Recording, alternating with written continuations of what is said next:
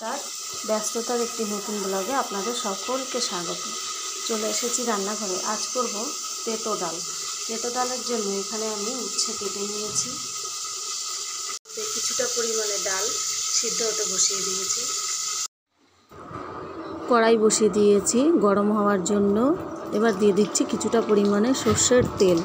তেলটা একটু ভালো করে গরম হবে। তেলটা গরম হচ্ছে, দেখতেই পাচ্ছেন তেলটা ফুটতে শুরু করে দিয়েছে। এর মধ্যে দিয়ে দেবো এবার গোল করে কেটে রাখা উচ্ছেগুলো। সম্পূর্ণ উচ্ছেগুলো আমি এক এক করে এইভাবে করে ছাড়বো, ছেড়ে দিয়ে দেবো। সমস্ত উচ্ছেগুলো আমার দেওয়া হয়ে গেছে। এবার আমি এগুলোকে কষার সাহায্যে একটু নেড়ে চেড়ে নেব। একটা একটা করে সাজিয়ে দিচ্ছি যাতে উচ্ছের পিঠগুলো খুব ভালো করে ভাজা হয়। সেই জন্য একটা পিঠ হয়ে গেছে ভাজা। এবার উচ্ছেটাকে উল্টে দিচ্ছি।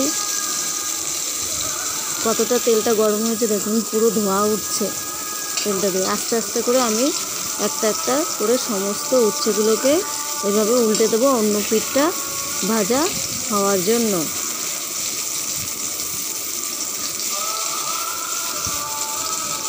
বৃষ্টি সারাক্ষণ চলছে। এই সকালবেলার দিকে একটুখানি রোদ উঠলো, আবার কি জানি কখন নেমে পড়ে। দেখুন কি সুন্দর লাল লাল হয়েছে উচ্ছেগুলো। সমস্ত উচ্ছেগুলোকে এরকম করে লাল লাল করে ভেজে নেব। উচ্ছেগুলো আমার ভাজা হয়ে গেছে। আর একটু ভালো করে নেড়ে চেড়ে নিলাম উচ্ছেগুলোকে। এবার উচ্ছেগুলো একটু একটু করে আমি তুলে নেব। উচ্ছেগুলোকে একটা একটা করে তুলে নেওয়া হচ্ছে। সমস্ত উচ্ছেগুলো এক এক করে তুলে নিয়েছি। আবার ওই তেলের মধ্যে আমি সিদ্ধ করে রাখা মুসুরির ডাল দিয়ে দিচ্ছি। দিয়ে এবার একটু ঘুটে নিয়েছি যাতে ডালের দানাগুলো সব গলে যায়। এবার পুরো ডালটাই দিয়ে দিলাম। ডালটাও চারিদিক থেকে ফুটে এসেছে, আবার একটু ঘুটে দিলাম। ডালটাকে একটু ভালো করে ঘুটে নিয়েছি। এরপরে দিয়ে দিচ্ছি জল।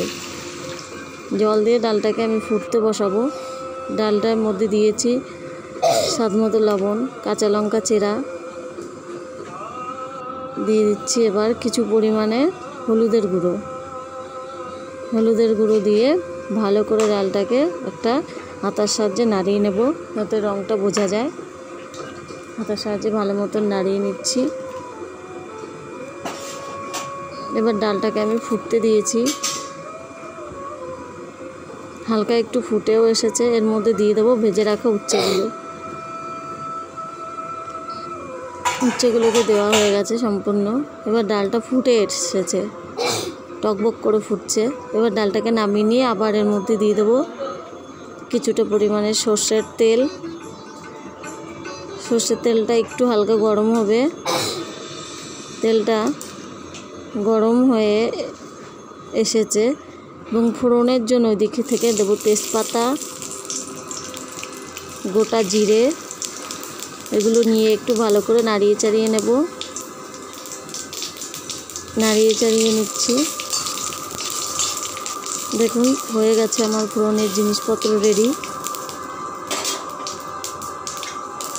এবার আমি এক এক করে নামিয়ে রাখা ডালটাকে আবার ওর মধ্যে ছেড়ে দেবো। ডালটাকে এর মধ্যে ছেড়ে দিচ্ছি।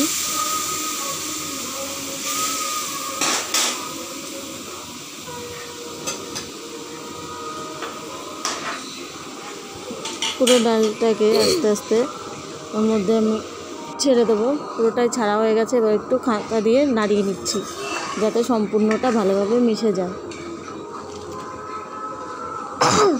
চারিদিক থেকে নাড়িয়ে নিয়েছি ডালটাকে, খুব ভালোভাবে মিশেও গেছে। এবার ডালটা হয়েও গেছে। নাম